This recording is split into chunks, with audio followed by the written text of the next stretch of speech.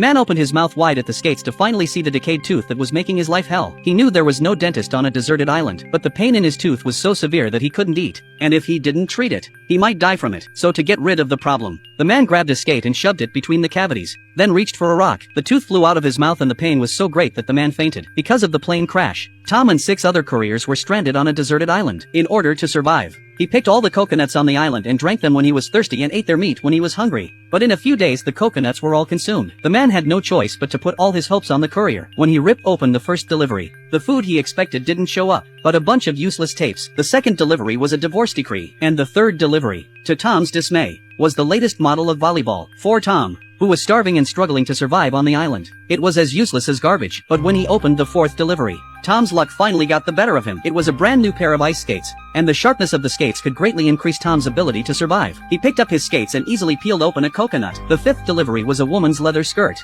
but when he saw the black silk on the hem, Tom's eyes suddenly lit up, and he put the skirt aside, intending to go on to the last delivery. But then the pattern of the angel's wings on the delivery was very clear.